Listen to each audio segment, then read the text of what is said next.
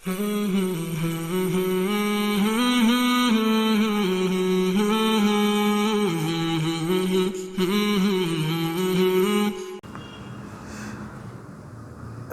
ونصلی علی رسولہ الکریم، اما بعد فاعوذ باللہ من الشیطان الرجیم، بسم اللہ الرحمن الرحیم۔ محترم ناظرین، السلام علیکم ورحمۃ اللہ وبرکاتہ۔ ہمارے آقا صلی اللہ علیہ وآلہ وسلم کا فرمان ہے کہ سلام کو عام کرو اور لوگوں کو کھانا کھلاؤ، یہ بہترین عمل ہے۔ یعنی سلام سب کو کرو، چاہے کوئی جاننے والا ہو یا نہ جاننے والا ہو، سب کو سلام کرو اور لوگوں کو کھانا کھلاؤ، کہ یہ بہترین عمل ہے۔ اور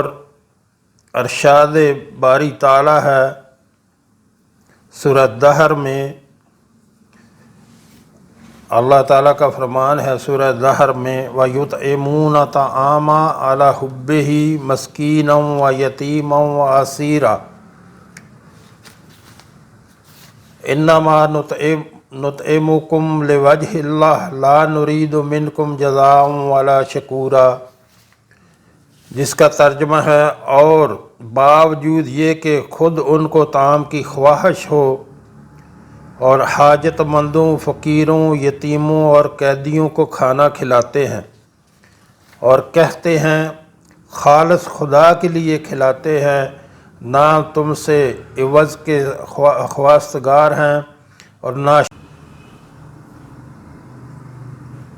نحمدہ نصلی علی رسولہ الکریم، اما بعد فاعوذ باللہ من الشیطان الرجیم، بسم اللہ الرحمن الرحیم۔ محترم ناظرین، السلام علیکم ورحمۃ اللہ وبرکاتہ۔ بسم اللہ کے خواص اگر 786 بار بسم اللہ شریف پانی کے پیالے پر پڑھ کر وہ پانی کسی کو پلایا جائے تو پانی پینے والا شخص پلانے والے سے محبت کرنے لگے گا۔ میاں بیوی کو چاہیے کہ سال بھر میں ایک آدھ بار بسم اللہ شریف کا پانی ایک دوسرے کو ضرور پلایا کریں، کیونکہ سب سے زیادہ جو لڑائی جھگڑے ہیں وہ میاں بیوی میں ہی ہوتے ہیں۔ اس لیے ان کے لیے تو بہت ضروری ہے کہ وہ جو ہے پڑھ کے پانی دم رکھیں، دم کر کے اپنے پاس رکھیں اور ہمیشہ وہی پیا کریں۔ میاں بیوی کا ایک دوسرے کی محبت حاصل کرنے کے لیے ایسا عمل کرنا نہ صرف جائز ہے بلکہ ثواب کا بھی باعث ہے۔ اس طرح بہن، بھائی، اولاد، والدین یا دیگر عزیزوں رشتہ داروں کے ساتھ مروت اور حسن سلوک سے رہنا چاہیے، اور اپنا پیار ان پر لوٹانا اور ان کا پیار خود حاصل کرنا چاہتے ہوں تو انہیں بھی مذکورہ طریقے پر یہ پانی پلانا جائز اور مستحسن عمل ہے۔ لیکن اجنبی اور غیر محرم لڑکی یا لڑکے کو شادی پر آمادہ کرنے یا ویسے ہی اپنی طرف مائل کرنے کے لیے حسب کا کوئی عمل کرنا گناہ کے زمرے میں آتا ہے۔ اس میں ایک گناہ تو غیر محرم سے اپنا قلبی تعلق جوڑنے کا ہے، اور جو آپ کی اس آخری کارروائی پر مجبور کر رہا ہے، دوسرے ایسے عملیات کے ذریعے اپنی محبت میں زبردستی جکڑنے کا گناہ ہے کہ وہ چاہتا ہو یا نہ چاہتا ہو، آپ اسے روحانی عملیات کے ذریعے زبردستی اپنے ساتھ محبت کرنے کا پابند کرنا چاہتے ہیں۔ یہ تو ایک ایسے ہی ہے جیسے گن پوائنٹ پر آپ کسی کو اپنی محبت پر مجبور کریں۔ جس طرح یہ ناجائز ہے، اسی طرح حسب کا عمل بھی ناجائز ہے۔ اس کے علاوہ سفلی یا نورانی عملیات کے ذریعے جو مصنوعی محبت قائم کروائی جاتی ہے، کچھ عرصے کے بعد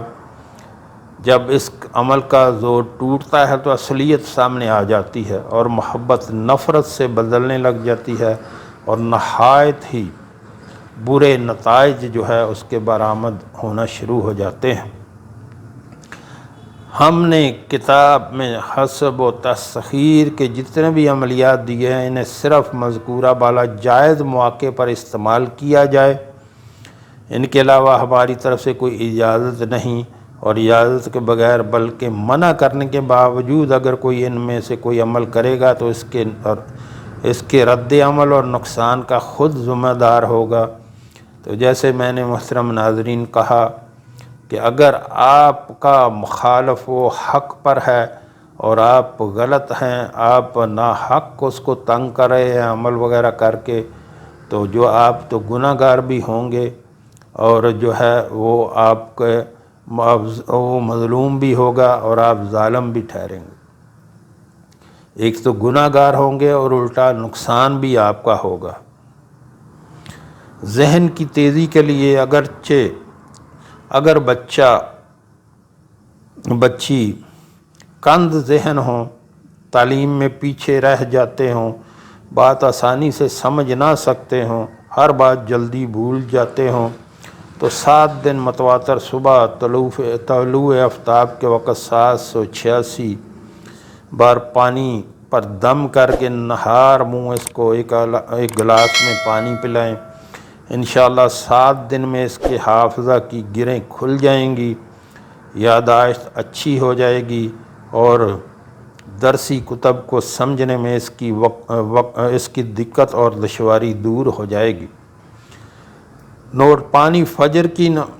فجر کی نماز کے فوراً بعد دم کر کے تیار کر لیں تاکہ طلوع آفتاب کے وقت پلا سکیں۔ جو شخص یہ چاہے کہ اس کے تمام جاننے والے عزیز و رشتہ دار اس سے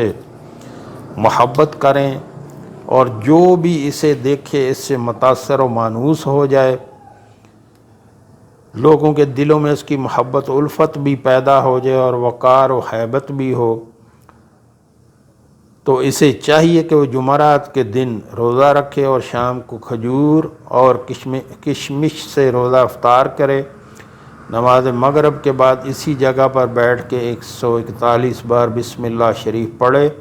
اور دل میں اپنے مدعا کی نیت اور تصور پختہ رکھے، پھر وہیں بیٹھے عشاء کا انتظار کرے اور عشاء تک کثرت سے درود شریف پڑھتا رہے۔ عشاء کی نماز پڑھتے ہی بستر پر سونے کے لیے چلا جائے اور جب تک نیند نہ آئے بسم اللہ شریف پڑھتا رہے حتیٰ کہ بسم اللہ پڑھتے پڑھتے سو جائے۔ جمعہ کی فجر کے لیے جب اٹھے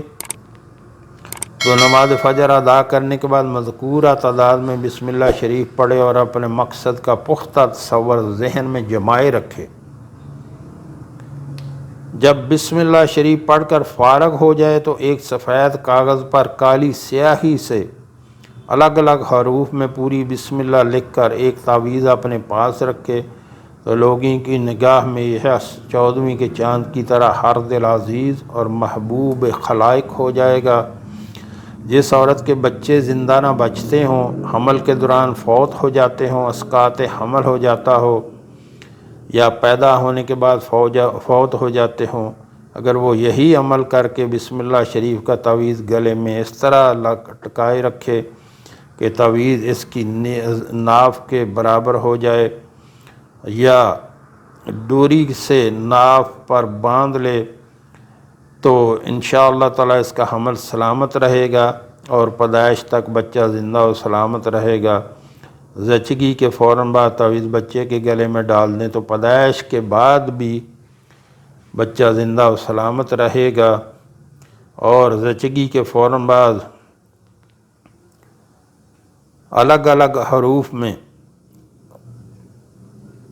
زندہ اور بعد میں بھی، یعنی زچگی کے بعد بچے کے گلے میں وہ تعویذ ڈال دیں۔ کسی ظالم کا سامنا ہو، اگر کسی ظالم حاکم افسر وغیرہ کے سامنے جاتا ہو، اندیشہ ہو کہ وہ ناحق زیادتی کرے گا، تو ایک کاغذ پر 500 بار یا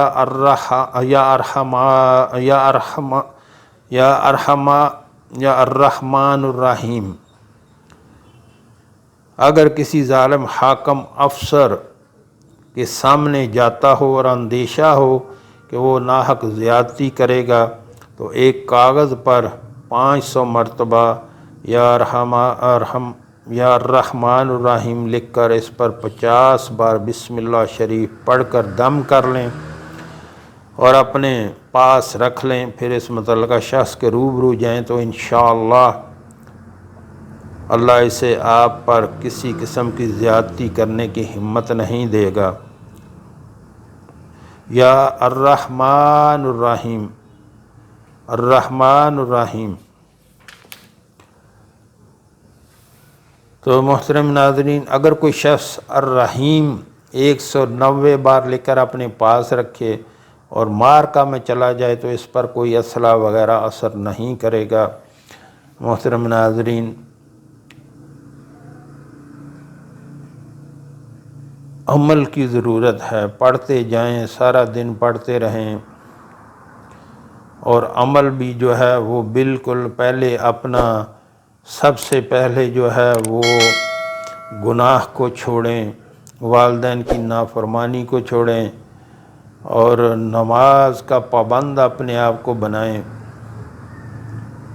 نماز کا پابند اپنے آپ کو بنائیں، گناہ سے بچیں۔